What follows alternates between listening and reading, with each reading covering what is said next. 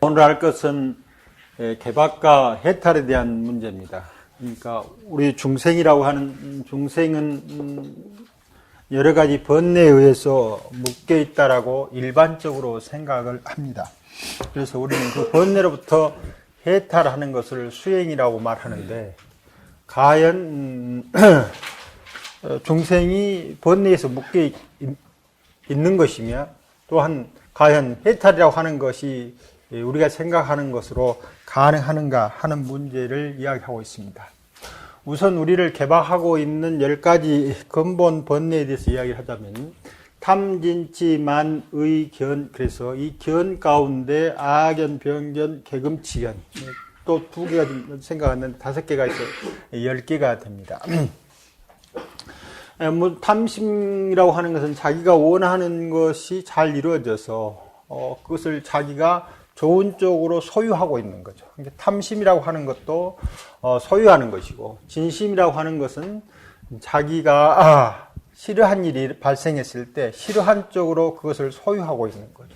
치심이라고 하는 것은 그러한 일을 하고 있는, 또는 그러한 일이 발생하고 있는 것에 대해서 명확히 잘 이해하지 못하는 것이죠.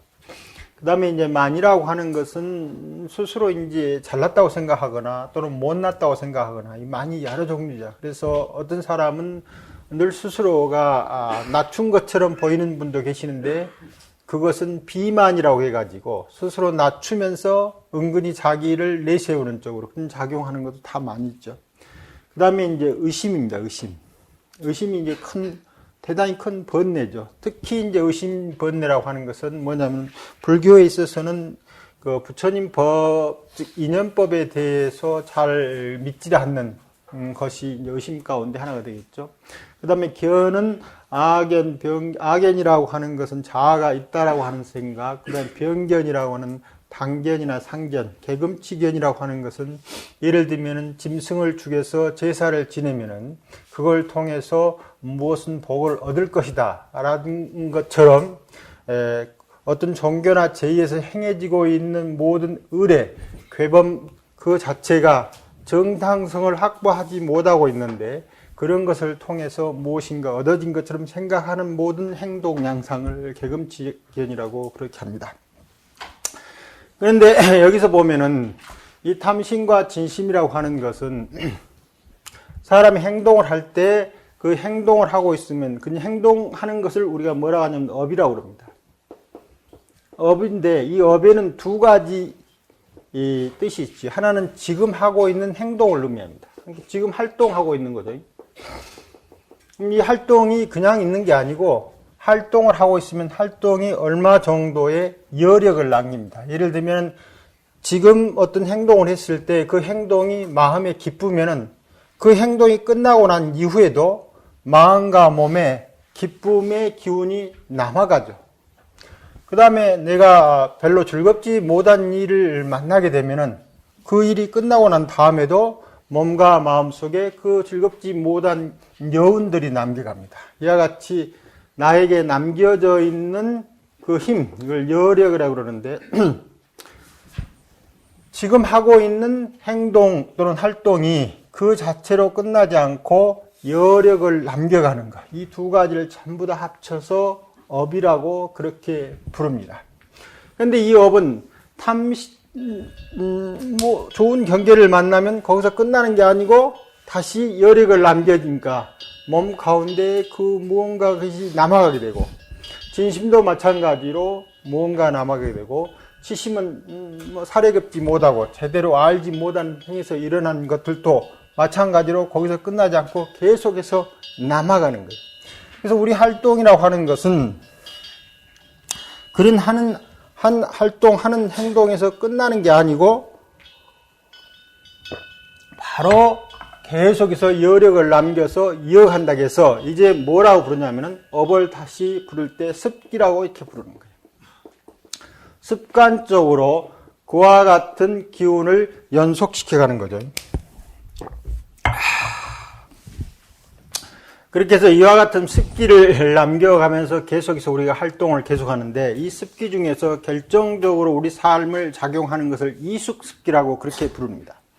이숙습기라고 하는 것은 어떤 것이냐면은 우리가 태어나기 전은 어떤지 잘 모르니까 물론 뭐 태어날 때부터 생각을 해봅시다. 태어나면은 요즘은 말하듯이 부모로부터 받는 모든 생물학적 정보를 갖고 있습니다. 이것은 물질입니다. 그러니까 부모로 받던 그 수정란 그 자체가 물질이기 때문에 그것은 우리가 말하는 마음은 아닙니다. 그러나 그 가운데서 마음처럼 작용하는 것이 있습니다. 밖으로 보이기에는 물질이지만 실제로 어떤 의미에서는 물질과 마음이라고 하는 것을 그렇게 완벽하게 나눌 수가 없어요. 그래도 어쨌든 수정란은 부모로부터 받은 정보긴 한데 물질이 표현된 그 정보가 밖으로 표현된 거죠. 그러나 그 가운데 이제 보이지 않는 어제 말하는 그 분위기, 환경 여러 가지 것들과 아울러서 이 수정란의 배치라든가 이런 것을 결정짓는 어떤 것들이 같이 모이게 됩니다. 이제 불교에서는 이것을 식이라고 이렇게 부르죠. 그래서 이 식과 결합이 되는 거예요. 이게 수정란만 가지고는 그 생명 활동을 하기가 참 어렵처럼 느껴지는데 그것은 우리만 말하는 게 아니고 그 일본의 농업생물학자고 또는 그 DNA 연구자인데 자기들이 연구를 해보면은 이 DNA 정보만 가지고는 우리 몸이 이런 식으로 움직여질 수가 없다고 보인다는 거예요.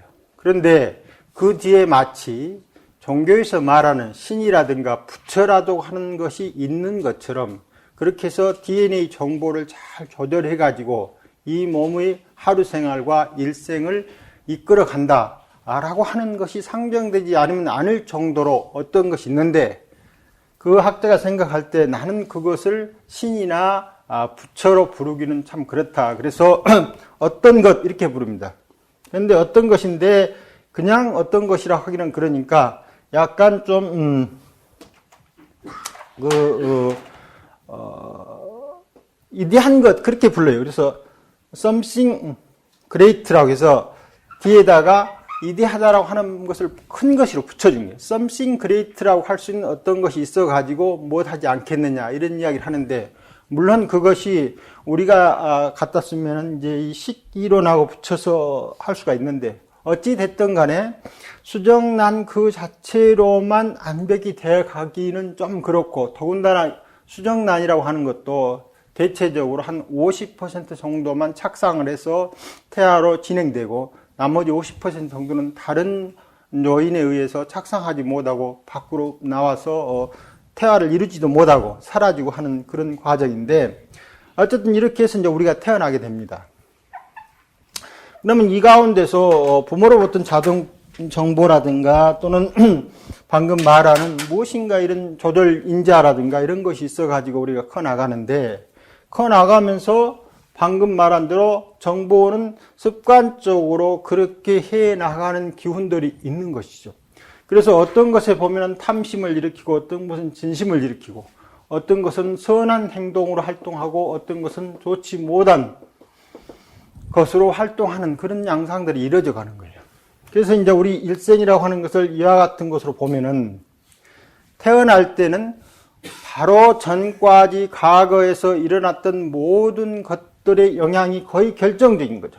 그러니까 새롭게 자기 세계를 해석하는데 영향력이 별로 없는 거죠. 이렇게 주어진 생각이나 주어진 환경에 맞춰서 자기가 살아가다가 점점 커가면서부터 새롭게 자기가 세계를 해석하기 시작하는 거죠. 그래서 이제 죽을 때가 되면은 우리가 태어나면서 받아왔던 모든 행업들의 내용들이 거의 새로운 행업의 내용들로 이렇게 바뀌어 있는 거죠. 물론 이 가운데서 서로 영향을 주고받긴 하지만 점점 과거와 다른 자기 새로운 미래를 준비하는데 어찌 보면 우리 삶이라고 하는 것은 그래서 과거의 습기를 바꿔서 미래의 습기를 만들어가고 있는 기준이랍니다. 그러니까 우리 삶은 지금 살고 있는 것처럼 보이지만 삶 그 자체는 끊임없이 과거를 회상하면서 그걸 통해서 미래를 만들어가면 돼. 그 죽음의 접점에 이르면은 이제 이 과거를 기억하면서 미래를 만들어가는 삶 가운데 어떤 행동 양상을 해왔느냐에 따라서 자기의 다음 삶이 결정되는 거예요. 그래서 이 삶과 지금 살아왔던 이 삶은 과거 영향 속에서 미래를 만들어가는 그런 것이 있지만 이 삶에 보면은 이 삶과 이 삶에는 철저히 다른 삶을 구성해내는데 무엇에 의해서 구성했냐면 미래를 어떻게 만들어내느냐에 따라서 현재의 자기 삶과 전혀 다른 삶을 만들어낸다 이겁니다. 이것을 뭐라고 그럽니까? 이숙습기, 달리 익어진 삶이라고 부른다 이겁니다. 그래서 모든 사람들이나 생명체들은 살아온 과거 영향을 받아서 그 상태부터 곧바로 자기 미래를 만들어가는 거예요. 그래서 어떤 의미에서는 끝에 죽음에 이르면 과거하고 큰 틀로서 자기 전체를 단절하고 완벽하니 새롭게 이루어진 미래의 기운으로 자기가 태어나기 때문에 현재의 삶과 다른 삶이 연결된다 해서 이숙생이라고, 이숙습기라고. 그럼 이건 큰 틀로 보면 그런 거고,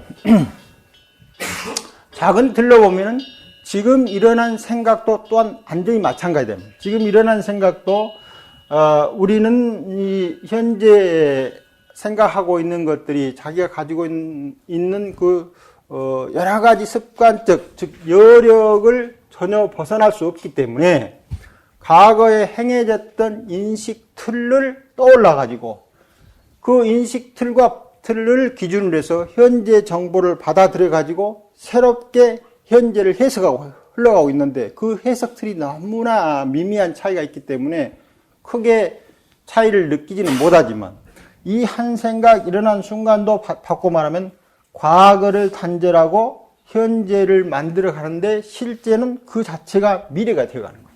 그러니까 순간순간 우리가 과거를 단절하면서 미래를 만들고 있는 그런 상태를 또한 뭐라 하냐면 그것도 마찬가지로 이숙이라고 그렇게 부른다 이겁니다. 그런데 그와 같이 보면은 전체 큰 틀로 봤을 때 우리한테 남아있는 것은 무엇만 남아있느냐면 여력만 남아있는 거죠.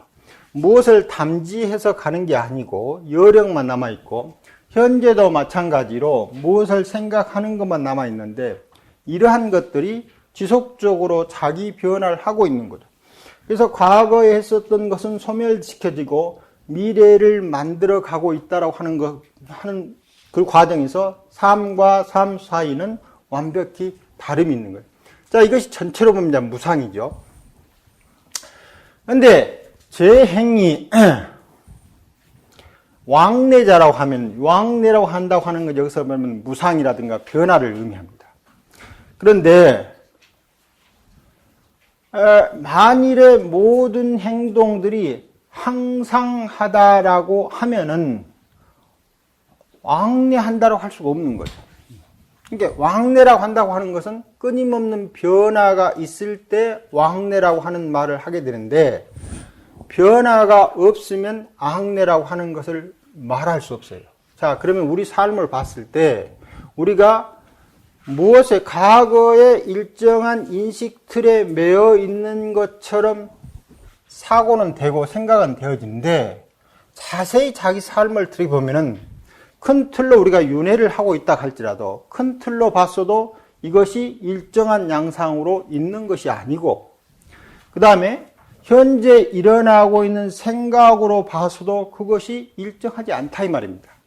그런데 우리가 지금 일어나고 있는 몸과 마음의 모든 변화가 일정하지 않는데도 불구하고 그것을 반성적으로 살피지 않는 치심에 의해서 습관적으로 탐심을 소유하고 있고 진심을 소유하면서 그것을 일정한 틀로 생각하고 있습니다. 그러니까 모든 이 재행이라고 하는 것은 우리 일체 모든 것들이죠. 일체 모든 것들인데 그 모든 것들이 항상 하는가? 우리는 항상 하다고 생각하는 게 막연히 생각하는데 왜냐하면 살펴보지 않았기 때문에 정말 모든 것이 항상 하는가라고 살펴보지도 않고 항상 할 것이다라고 생각하는데 그것은 매일 생각하고 감각 지각에 느껴지는 그 양상들의 미묘한 차이를 반성 없이 받아들여서 동일하게 여기는 습관적 인식 태도 때문에 그런다 이 말입니다. 그러니까 여기서 일어나고 있는 습관적 인식 태도를 버리고 그 다음에 지금 일어나고 있는 것들이 항상 하는지 아니면 항상하지 않는지 하를 잘 들여다보면은 그 자체가 끊임없이 변화하고 있으니까 항상하지 않는 거죠. 자, 항상하지 않기 때문에 우리를 과거에 무엇인가가 있어가지고, 즉, 번뇌가 있어가지고, 그 번뇌가 지금 나를 개박을 해야 되는 거예요. 그러니까 이 번뇌라고 하는 것도 그것이 순간적으로 소멸해서 사라져버리면, 아까 말한 활동을 하고 있는데 그 활동이 순간적으로 사라지면은 나로 하여금 나를 개박하고 있다라고 하는 말을 할 수가 없는 거예요. 개박을 하려면 그것이 연속성이 있어야 되는 거죠. 그런데 우리가 살펴보지 않으니까 마치 개박이 연속성이 있는 것처럼 되어 있는데 그걸 자세히 살펴보면은 그렇지 않다 이 말입니다. 그러니까 항상 하다 하면은 우리한테 무슨 말을 할 수 없느냐면은 악내한다, 변화한다, 흐르다란 말을 할 수 없어요. 자, 이 재행이라고 하는 것은 모든 것인데 이 모든 것의 말 자체가 변화하면서 흘러간다고 하는 말이거든요. 이게 우리가 언어의 주어를 이미 재행이라고 써가지고 모든 것이 흘러가고 무상하다라고 말해주고 있는 그런 의미가 포함되어 있는데 뒤에 수로 측면에서는 그것이 항상한 것처럼 여기고 있는 거예요. 그러니까 항상과 재행이라고 하는 것은 잘 맞지 않는 것이 되어버렸죠.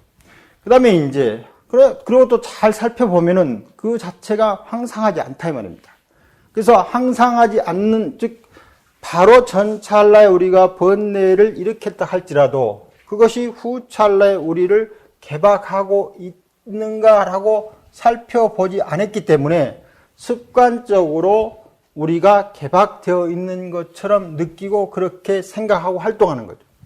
자, 무상이라고 하면은 이제 무상은 뭐냐면은 전에 말했듯이 두 찰나도 연속적으로 동일한 것이 이어지지 않는 것을 무상이라고 말하는 거예요. 그러니까 개박을 하려고 하면은 무엇이 있어가지고 나를 이렇게 묶고 있어야 되는데 그 개박하고 있는 것 자체가 두 찰나를 연속적으로 이어지지 않는다라고 또 말하고 있는 거예요. 자, 재행이 무상하다. 그러면 재행이 무상하다는 의미 속에는 두 찰나를 연속적으로 이어가서 지속적으로 동일한 조건을 만들어내지 않는다라고 하는 의미가 그 속에 다 포함되어 있다 이 말입니다. 그러니까 열액이 있는 것처럼 보이긴 하지만 실제 내용은 무상하기 때문에 바로 전 찰나에 했던 행동이 그 상태에서 소멸되어 버려요. 물론 이 소멸이라고 하는 것이 좀 의미의 차이가 있긴 합니다만 일단 소멸돼서 후 찰나를 개박시킬 쪽으로 작용을 안 해야 뭐라고 이름 부를 수 있냐면 무상이다라고 이름을 부를 수가 있다 이 말입니다. 그런데 우리는 무상을 말하는데 실제 마음 내용 중에서는 항상 무상하지 않게 느끼고 생각한다 이 말입니다. 그래서 계속된 과거의 습관적 기훈들이 우리를 묶고 있는 것처럼 생각하고 있는 거예요. 만일 그것이 항상 하다 하면은 이제 해탈될 이유가 또 없는 거예요. 예를 들면, 자, 재행 가운데서 여기 이제 오늘 번뇌를 중심으로 하고 있습니다만은 우리를 묶고 있는 것이 번뇌이기 때문에 만일 재행이 이제 오고 간다라고 이제 계속 왕래하고 무상한 변화 속에 있다고 하는데 재행들이 왕래하긴 하되 그것이 항상한 모습으로 왕래를 한다라고 하면은 우리가 뭘 할 수 없느냐면은 번뇌로부터 해탈될 기약이 없어요. 왜냐하면은 항상 하다 하기 때문에 매 순간순간마다 그 자체가 우리를 항상 개박하고 있는 개박하고 있는, 우리를 묶어놓고 있는 그 묶음이라고 하는 것 자체가 항상하다는 말이에요. 그러니까 번뇌의 속성을 봤었을 때 그것 자체가 탐진치라고 하는 것이 항상하다 하면은 우리를 묶고 있을 항상 묶고 있기 때문에 그것으로부터 벗어난다는 말을 할 수가 없게 되는 거고, 그 다음에 모든 번뇌들이 무상하다라면은 그것은 우리를 묶고 있을 수가 없는 거예요. 그래서 번뇌에 개박됐다라고 하는 말 자체가 근원적으로 성립되지 않는 거예요. 왜 성립되지 않냐면은 개박이라고 하는 말을 했을 때는 이 번뇌로부터 해탈되는 것을 상대해서 번뇌에서 묶여 있다는 말을 하게 되는데, 만일에 항상 묶여 있다고 하면은 해탈이라고 하는 사건이 발생하지 않는 거예요. 그러면 해탈이라고 하는 사건이 발생하지 않았는데 그걸 상대한 번뇌에 의해서 얽혀 있다는 말을 할 수가 없는 거죠.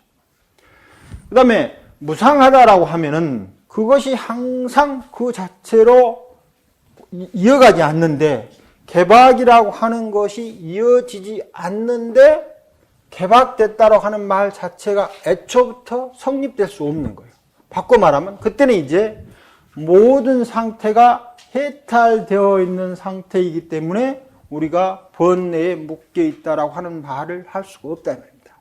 이렇게 바꿔 말하면 지난번에 이야기했을 때 철저히 우리는 해탈된 상태가 번뇌에 묶여 있는 게 아니고 완벽하니 번뇌에 묶여 있거나 해탈되어 있거나 둘 중에 하나밖에 있을 수 없는 상황 자체가 근원적인 실체라고 합니다. 전에 이제 옥수수 이야기하면서 여자 연구원이 옥수수 연구를 하다가 이제 막히는 게 있어요. 막히는 게 있으면 그 옥수수 밭 옆에 그 바람도 불고 그늘도 지는데 와가지고 가만히 앉아서 그이가 하고 있는 것 자체가, 그러니까 명상 주제는 자기가 연구하는 옥수수지만 하고 있는 행위 자체는 우리가 말하는 집중과 관찰이 계속 이루어지고 있는 거예요. 내용은 다르는데. 그러는데 그렇게 계속 하고 있으면 어느 날 뭐라고 말하냐면은, 그러니까 그 관찰하고 즉 그것이 무엇인가, 왜 그것이 발생하고 있는 것일까라고 하는 것이 아직까지는 해결이 안 되는 거예요. 그런데 계속 집중 관찰하고 있는데 갑자기 팍 하고 터져요. 그러니까 이 상태까지는 그 문제가 해결되지 않았으니까 우리 입장으로 보면 중생인 거죠. 그런데 어느 순간에 갑자기 탁 터지면서 하고 알아요. 이때부터는 우리 보면은 불이 되는 거예요. 그러니까 이 상태를 보면은 이 모름 상태를 점점 알아가지고 이렇게 가는 게 아니고 갑자기 무엇인가가 툭 튀어나와가지고 그냥 알게 되는 거예요. 이걸 뭐라고 하냐면 불교로 하면 도노라고 그래요. 도노. 그러니까 그 학자가 가만히 앉아서 그렇게 명상하는데 머리에 툭 터지기 전까지는 전혀 모르는 거예요. 왜 그랬는지를 전혀 모르고 있는데 갑자기 툭 터질 때 아는 거예요. 그래서 중생과 불이라고 하는 것이 한순간에 그냥 바뀌는 거예요. 물론 이런 것이 통체적으로 오면은 우리 수행자들의 통체적으로 오면 순간적으로 부처가 되지만 대심 서장인가 어디에서 보면은 대심도 작은 깨달음이 여러 번 있었고 큰 깨달음만 하더라도 3번 정도 있었다고 그러거든요. 그것은 무슨 말을 하냐면은 이와 같은 가지 가는 게 아니고 무엇인가 이렇게 가다가 갑자기 툭 하고 올라오는 거예요. 그래서 이 상태에서 도노적 상황이 발생하는데 나중에 보니까 이것이 완벽한 상태가 아닌 거죠. 그러다가 다시 또 무엇인가를 쭉 가는 거예요. 그러다가 갑자기 거기서 무엇인가 탁 올라오는 거예요. 그 다음에 또 무엇인가 쭉 가다가 툭툭 해서 마지막에는 여기까지 이렇게 오게 되는 거예요. 그래서 어떤 사람은 이런 작은 과정을 거치지 않고 그야말로 전혀 모르는 상태죠. 왜 옥수수가 그렇게 될까를 전혀 모르는 상태에서 갑자기 완벽히 돈발된 상태가 있을 수가 있는 거고, 다른 때는 여기에 보면 이것이 단계적으로 이렇게 계단식으로. 이게 점차라고 하는 것은 그런 말인 거죠. 이렇게 점점 이겨가는 게 아니고 모르는 상황이 갑자기 이렇게 알아지는 거죠. 여러분 이제 이것뿐만 아니라 방금 말한 해탈이나 번뇌나 시기나 연기라고 하는 말도 아는 것처럼 있어도 그것이 정확히 모를 상황이 있었는데 그걸 생각하면은 갑자기 무엇이 탁 되는 거예요. 그런데 여기서 재밌는 말을 하는 거예요. 무슨 말을 하냐면은 내가 아는 게 아니고 옥수수가 가르쳐준다고 이렇게 얘기해요. 물론 옥수수가 와가지고 자기한테 말하는 것은 아니겠죠. 그런데 어느 순간 마치 옥수수가 자기한테 말해주듯이 그런 교감이 일어나는 거예요. 자, 이것이 불교적으로 말하면 뭐가 됩니까? 이심전심이 되는 거예요. 마음으로 마음을 전한다 이겁니다. 그래서 어느 순간 조주무를 계속 쭉 하고 있었는데 여러분 잘서 그것이 무가 돈발되긴 하지만 마치 조주 스님이 우리한테 와서 그것을 가르쳐주는 것처럼 돼버린다 이 말입니다. 그런 상태를 옥수수가 가르쳐준다. 즉 옥수수라고 하는 사건이 옥수수라고 하는 마음이 우리 마음한테 그것을 비춰준다. 조주 스님이라고 하는 분이 우리한테 와서 가르쳐주듯이 전해준다 라고 하는 말하고 똑같습니다. 그래서 우리 상태는 개박된 상태거나 해탈된 상태인데 실제 두 개 다 성립되지는 않지만 우리 스스로가 개박되어 있다고 여기거나 아니면 그 개박으로부터 벗어난 상태인데 둘 다 실제로 논리적으로는 성립되지 않는 거예요.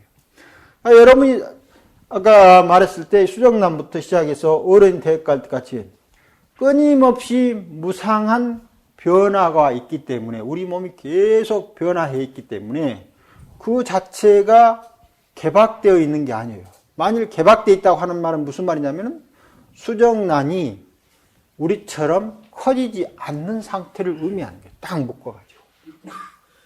그런데 우리 몸이 끊임없이 변해와서 그런 개박하고 상대없이 왔을 뿐만 아니라 다시 보면은 과거의 습관적 인식 틀에 묶여있다고 확인해도 끊임없이 현재가 자기 미래를 만들어서 자기 변화를 하고 있는 거예요. 즉 사유도 과거의 생각 틀에 완전히 묶여있는 게 아니에요. 그래서 사유도 스스로가 묶여있지 않고 몸도 묶여있지 않고 어떠한 것도 묶여있는 게 아니에요. 그런데 우리는 묶여있는 것처럼 생각하고 있는 거예요. 이게 묶어있는 것은 첫째 어떤 재행, 즉 무엇을 묶고 있는 것이 있어서 우리를 묶고 있는 게 아니고 우리 스스로가 묶여있거나 스스로가 해탈되어 있거나 둘 중에 하나입니다. 그런데 논리, 영수의 논리로 말하면 이 말은 맞지 않는 거예요. 왜냐하면 방금 말한 대로 묶임과 해탈이라고 하는 말은 서로 상대된 말인데 만일 이 묶어있는 것이 항상 하다가 하면은 해탈이라고 하는 말을 할 수가 없는 거예요. 그 다음에 해탈이 항상 하다가 하면은 묶어있다라고 하는 말을 할 수가 없는 거예요. 만일에 묶어있는 것이 무상하다고 하면은 어떤 것도 묶을 수가 없어요. 묶어있는 것 자체가 무상하기 때문에. 마찬가지로 어떤 것도 해탈될 이유가 없어요. 한 번도 묶여본 적이 없기 때문에. 그래서 우리가 번뇌에 묶여있다든가 번뇌로부터 해탈됐다고 하는 말은 쉽게 쓸 수 있지만 그것을 궁극에까지 끌고 가면은 한 번도 해탈된 적이 없거나 한 번도 묶여있던 적이 없거나 즉 바꿔 말하면 해탈되어 있거나 묶여있거나 이 둘 이해는 떠날 수가 없다. 논리의 극단까지 끌고 가면은 이런 말이 성립이 되지 않나요? 그 다음에 더군다나 그러니까 우리 몸과 마음이라고 하는 것은 그렇게 돼 있는데 그렇게 되면 해탈된 것이나 해탈된 것을 찾을 수 없으니까 이제 무엇을 설정하냐면은 묶여있는 어떠한 것을 설정을 해야 되는 거예요. 자, 무엇이 묶여있다라고 말을 해야 된다. 그 무엇이 뭐냐면은 근원적 자, 즉 아트만인 거죠. 또 여기서 말하는 중생, 즉 사투아라고 해가지고 중생상, 이것은 아상이죠. 아트마는 아상이고, 중생은 지난번에 말했을 때 사투아라고 해가지고 중생상, 그 다음에 지와라고 해서 수자상, 그 다음에 아상, 인상이라고 해서 이것은 부두갈라 라고 이름 붙이는데, 우리가 이제 흔히 나라는 생각, 아상, 나라는 생각, 인상하면 너라는 생각, 중생상하면 부처에 상된 중생생 생각, 수자상하면 오래 살고 싶다는 생각. 물론 이제 한문을 통해서 배울 때는 그 한문이 가지고 있는 언어 습관이 우리도 하여금 그렇게 생각합니다. 즉 한문에서 인할 때는 주로 상대를 가리키고 자기를 말할 때는 아와 그러거든요. 그래서 나는 무엇이다, 당신은 무엇이다 할 때 보통 이 아와 인을 구별해서 쓰고 있기 때문에 그 언어 습관상 아상 그러면 나라는 생각, 인상 그러면 너라는 생각이라고 하는 말이 중국어 일상의 언어 습관상은 당연한 건데, 이 말이 인도에서 쓰고 있는 말을 중국어로 번역했다 이 말입니다. 그러니까 그걸 추구해 가보면은 그렇게 생각하는 게 아니고, 즉 브라만교를 신봉하는 사람들에 의해서 방금 말한 우리 현재 즉 감각적이나 또는 인식적으로 일어나는 지금 일상의 모든 행동 이면에 주체적 근원적 실제로서 묶여있는 어떤 것, 감춰져 있는 어떤 것이 있다라고 상정되는 어떤 것이에요. 그것을 아트만이라고 부른다 이 말입니다. 그 다음에 이 지화라고 하는 것, 수자상이라고 하는 것은 그 자인화교에서 말할 때 물질과 정신을 나누고, 이 물질은 오염되어 있는 거고 정신만이 순수하니 남아있는데, 우리가 생각하는 이런 정신이 지금 하는 정신이 아니고 이건 물질하고 결합됨으로써 오염된 정신이 되어버렸는데, 물질하고 결합되기 이전에 순수한 정신을 상정해놓고 그것이다 이름을 뭐라고 붙이느냐면은 여기서 말하는 수자상이라고 이름 붙여요. 수자상. 이원론. 물질과 정신을 완벽하게 구별해놓고, 물질은 오염 덩어리인데 우리 마음은 물질과 섞여지면서 오염되는 거예요.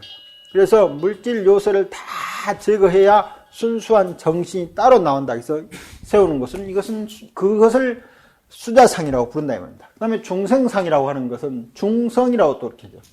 이 와라고 하는 말이 성이라고 하는 말이에요. 즉 자성이라고 하는 말이죠. 그래서 일체 모든 생명체는 그 독자적인 자성을 가지고 있다라고 하는 말이 중생상이에요. 그 다음에 부두갈라라고 하는 것은 불교의 독자부하고 정량부라고 하는 학파가 있어요. 이것이 부처님 돌아가신 뒤로 몇백 년 뒤에 이제 파생된 학파인데, 이 불교에서 두 학파하고 그 밖에 다른 인도의 종교 철학에서 주장하는 것인데, 윤회의 주체예요. 윤회의 주체. 그것을 인상이라고 해요. 인상. 그래서 특히 이 인상을 불교 내부적으로 이제 그 독자부나 정량부라고 하는 학파에서 설정돼 가지고 아주 엄청난 비판을 받게 되는데, 그것이 윤회를 하게 되면 주체적 무엇이 있어서 그것이 윤회한다고 생각해요. 그러니까 이 윤회할 때 윤회 이면에 무상한 것을 타고 가서 무상하지 않는 주체적 자아가 있다라고 생각하는 거예요. 그것을 인상이다. 자, 그러면 오음입 중에 우리 오음 18개 6입이죠. 이런 모든 관계 속에서 5가지로 구해봤다. 이 5가지가 뭐냐면은 도대체 이러한 것들이 어디에 존재하는가라고 이제 구해보는 거예요. 내 몸 속에 있는가? 내 몸 밖에 있는가? 또는 아니면 이 아트만이 내 몸을 소유하고 있는가? 이제 예를 들면 그런 것 중에 하나가 있던데, 그럼 아트만의 크기는 이 자인화교에서 이런 이야기를 하는 거예요. 어떤 이야기냐면 그 순수 정신이라고 하는 것은 어디까지 있느냐면은 몸의 크기와 동일하다고 이야기하는 거예요. 그러니까 몸의 크기하고 동일하면은 수정란일 때는 순수 정신이 조그맣게 했다가 점점 커지면서 순수정신도 커져버리는 거예요. 그러면 순수정신이라고 하는 것이 자기 동일성을 확보하고 있지 못하는 거예요. 왜냐하면 그것도 크기가 변했기 때문에 매 순간순간만에 정신이 공간적으로 무상한 모습을 나타내는데 어떻게 그 순수정신을 동일성이라고 부를 수 있느냐, 이렇게 질문을 합니다. 그 다음에 이제 모든 중성상이 자성을 가지고 있다라고 할 때 이 자성 분별이라고 하는 것이 우리가 생각할 때 보면은 그 자체로 그러는 것 같다. 나무는 나무의 특성만 가지고 있고 동물은 동물의 특성만 딱 가지고 있어 가지고 그것이 그 자체로 존립하는 것처럼 보는데, 저는 아마 이 앞전 시간에 그러한 특성이 도대체 어디에 있느냐라고 이제 고요히 앉아서 사색해 보는 그 능엄산매의 주제가 뭐냐면은 바로 이런 것이죠. 그래서 이것만 5종으로 구하는 건데, 이 중성의 자성이라고 하는 것이 도대체 어디에 있을 것인가? 라고 이제 구해보는 거예요. 첫째, 마음 안에 있는 건가? 자, 그런데 마음 안이라고 하는 것이 설정되면은 어떻게 됩니까? 마음 밖이라고 하는 것이 설정이 되는 거예요. 안팎이 설정이 되는데, 그러면 이것은 무엇입니까? 자기 자신으로 한계를 갖는 거예요. 항상어나 무상어나 영원하고 하는 그 특성하고 틀려진다 이 말입니다. 그래서 안에 있거나 밖에 있거나 또 더군다나 우리가 뭘 한다는 것은 아는 것을 통해서 지각되어지는데, 안팎이 나누어졌다면 어떻게 그것을 우리가 지각할 수 있겠는가? 이런 식으로 끊임없이 하여튼 마음 집중을 계속 하면서 그 마음이라고 하는 것, 자성이나 여기서 말하는 아상인상, 중상, 수사상이라고 부를 수 있는 어떠한 것이 있다라고 이야기하는데, 물론 있다 없다라고 하는 말부터 이제 잘 따져봐야 되겠지만 있다라고 일단 긍정을 해주자 말입니다. 그래놓고 계속해서 찾는 거예요. 예를 들면 신이라고 하는 것이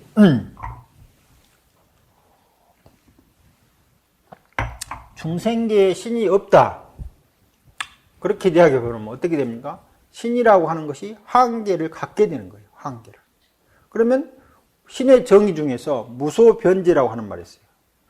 없는 것이 무소부재, 없는 것이 없다라고 하는 말이 있는데, 그렇게 하면은 중생계 밖에 신이 있게 되는 거죠.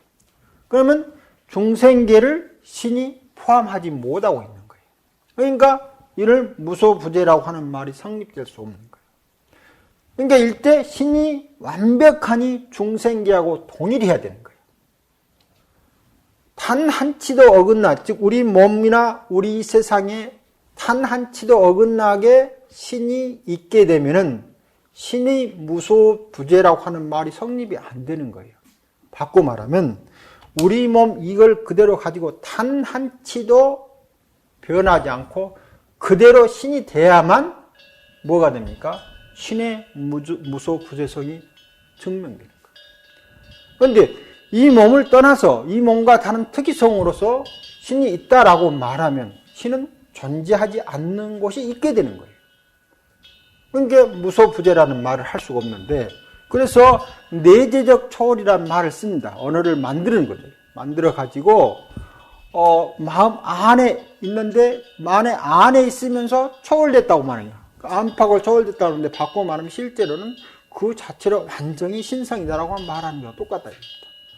그럼에도 불구하고 중생을 신에 의해서 구원한다고 말할 때 그 구원이 성립될 것처럼 여기고 있는데, 애초에 신의 존재를, 신의 개념을 말할 때 그 순간 구원이라고 하는 것은 성립될 수가 없게 되는 거예요. 왜냐하면 신은 그 자체가 신이 되지 않으면 무소부지가 안 되는 거예요.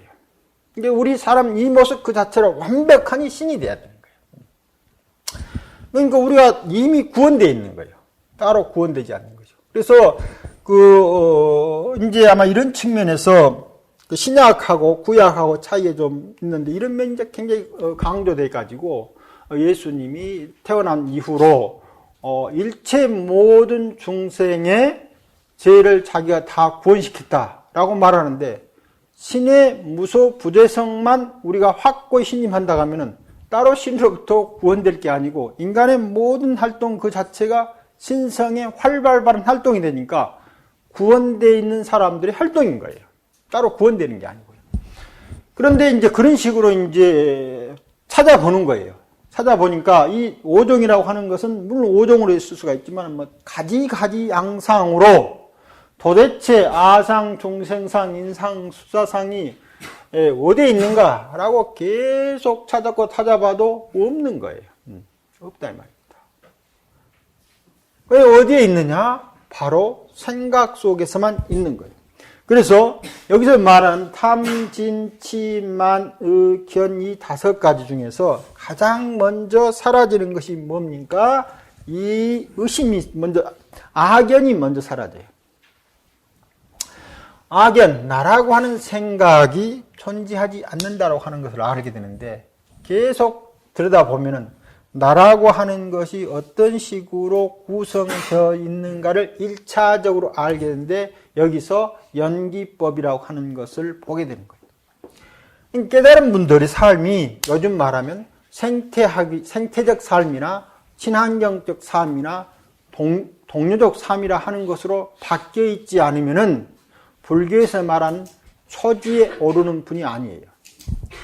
초지에 완벽히 오르는 분은 철저히 악견이 없어서 그 자체가 여기서 의심이 사라진다는 말은 무슨 말이 의심이 사라지냐면은 내 삶이라고 하는 것은 완벽하니 인연 속에서 살고 있다라고 하는 그것이 확실히 믿음이 생겨서 부처님의 교법의 연기성에 대한 믿음, 그 의심 자체가 완벽히 사라져 버리는 거예요. 그러니까 삶이 완전히 연기고 요즘 말하면 생태적이고 친환경적이고 함께 사는 쪽으로 작용하지 않으면 악연이 사라진 것이 아니에요. 즉 이때는 악연이 다른 모습의 탈을 쓰고 작용하고 있는 거예요. 초지만 딱 이르라도 삶의 내용 자체가 완벽히 바뀌는 거예요. 그래서 불교에서는 초지 이후로부터 성인이라고 부르는 거예요. 초지가 별것 아닌 것처럼 보여도 아까 앞서 말한 대로 어느 정도까지는 우리가 인연법에 철저하지 못하니까 자기 삶을 살고 있는 것처럼 보이지만 초지를 지나면 그때부터는 완벽하니 인연법을 살고 있는 거예요. 그래서 연기법을 살고 있기 때문에 탐심이나 진심이나 치심은 통해서 우리 몸을 이뤄내는데 이 몸은 그 여력이 연기적 삶이 아니고 사유에 의해서 자하적 삶을 통해서 만들어놓은 여력들이 이 몸을 만드는 거예요. 그런데 이 몸이라고 하는 것은 그런 것을 깨달았다 할지라도 하루아침에 이 속에 깊숙이 스며들어 있는 비연기적 사고의 물질 기능체들이 한 바퀴 하루아침에 사라지지 않는 거예요. 그래서 그때부터 끄집없는 수행을 해서 행온을 닦아, 여기서 말하는 재행 중에 행이죠. 행을 닦아서 수습해가는 거예요. 이것을 수도이라고 해요. 도. 수도를 쭉 해야만 우리가 이제 마지막 타고날 때부터 갖고 있는 모든 업들이 사라져가요. 그런데 견도해도 아직까지 악견, 변견들이 다 떨어지지 않아요. 상견, 단견들이. 악견이 사라져도 상견, 단견들이 또 남아요. 이것은 우리 몸속에 들어있는 어떤 그 구생기에 그런 힘들이 버쩍버쩍 나오는 거예요. 나오지만은 악견이 딱 완벽히 사라지게 되면은 그것이 일어나는 순간을 명확히 알아차려가지고 다음 찰나로 연속시켜 가는 악견을 만들어내지 않는 거예요. 그러니까 이 신론에 보면 거의 이런 상태가 이제 완벽한 깨달음에 이르는 것을 마음이 처음 일어나는 것을 보는 것을 뭐라고 그랬냐면은 시각이라고 그래요. 시각. 근데 시각이라고 그랬는데 근데 깨달음이 이르는 거죠. 그런데 이 견도에 이르게 되면은 기신론에서 말하는 시각이 되면은 구생기 번뇌까지 다 사라진 상태지만은 견도에 이르는 상태는 구생기 번뇌가 다 사라지지 않았기 때문에 무엇인가 불쑥 일어나게 되는 거예요. 일어나면은 우리는 아까 일어난 여력을 상당히 오랫동안 남기는데 이 상태면 일어나는 것에 대해서 그 여력을 다음으로 남기지 않아요. 그러니까 이것에 대해서 소유한다고 하는 생각이 사라진 거예요. 탐심이나 진심은 탐 쪽을 소유하고 있고 진 쪽을 소유하고 있는데 여기서 일어나는 것이 탐심으로 일어날 수도 있고 진심으로 일어나는데 이것을 소유해야 여력으로 끌고 나가는데 마음이 일어나는 순간 그냥 덤덤히 딱 지켜보니까 그것이 여력을 남기지 않고 사라져가 버립니다. 그래서 이와 같은 번뇌들이 있다 할지라도 그 번뇌가 현실적으로 작용하지 않는 거예요. 그래서 그분들을 뭐라고 부르냐면은 성인이라고 부르는 거예요.